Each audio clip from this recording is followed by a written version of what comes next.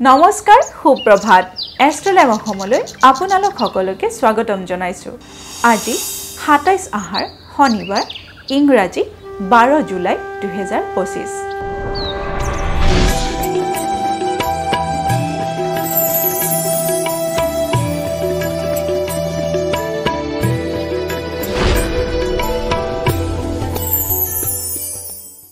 পঞ্চাংগ অনুসৰি আজিৰ দিনটো ৰাখি ফল মেঘ ৰাখি।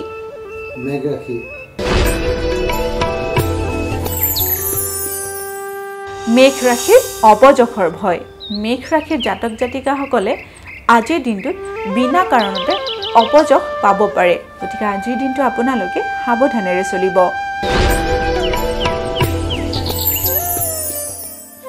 বৃষ ৰাশি। বৃষ ৰাশিৰ অসৎ পথ অৱলম্বন। বৃষ ৰাশিৰ জাতক জাতিকাসকলে আজিৰ দিনটো সাৱধানেৰে চলাটো ভাল, নহ'লে আপোনালোকে অসৎ পথ অৱলম্বন কৰি নিজৰ কাৰ্য সিদ্ধি কৰিবলৈ চেষ্টা কৰিব পাৰে। মিথুন ৰাশি। মিথুন ৰাশিৰ পেটৰ অসুখ। মিথুন ৰাশিৰ জাতক জাতিকাসকলে আজিৰ দিনটোত পেটৰ যিকোনো সৰু সুৰা ৰোগত ভুগিব পাৰে, গতিকে খোৱা লোৱাৰ ক্ষেত্ৰত আজিৰ দিনটো সাৱধানেৰে চলিব।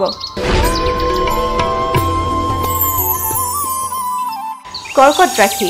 কৰ্কট ৰাশিৰ প্ৰতিপত্তি লাভ।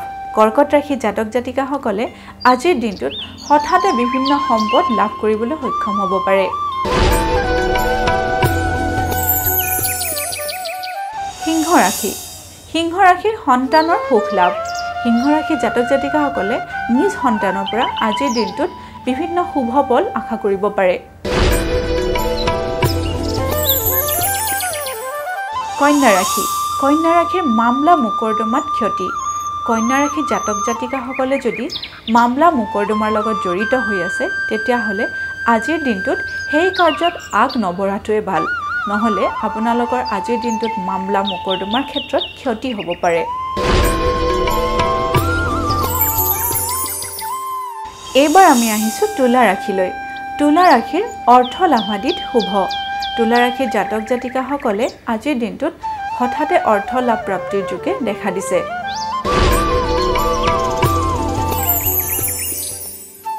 বৃশ্চিক ৰাশি। বৃশ্চিক ৰাশিৰ সন্তান লাভ। বৃশ্চিক ৰাশিৰ জাতক জাতিকাসকলে যদি পিতৃ মাতৃ হ'বলৈ ওলাইছে, তেতিয়াহ'লে আজিৰ দিনটোত আপোনালোকৰ সন্তান লাভ হোৱাৰ সুযোগ দেখা দিছে।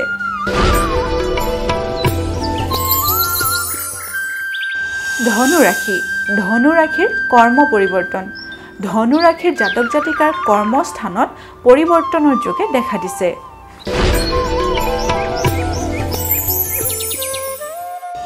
মকৰ ৰাশি।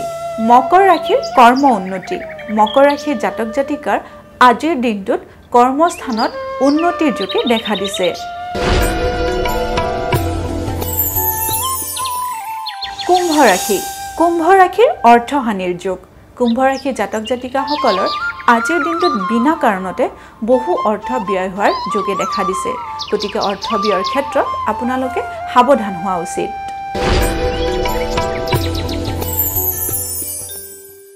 এইবাৰ আমি আহিছোঁ অন্তিমটি ৰাশি মীন ৰাশিলৈ। মীন ৰাশিৰ বন্ধু প্ৰীতি লাভ। মীন ৰাশিৰ জাতক জাতিকাসকলে আজিৰ দিনটোত বন্ধুৰ পৰা বিশেষ সমাদৰ লাভ কৰিবলৈ সক্ষম হ'ব।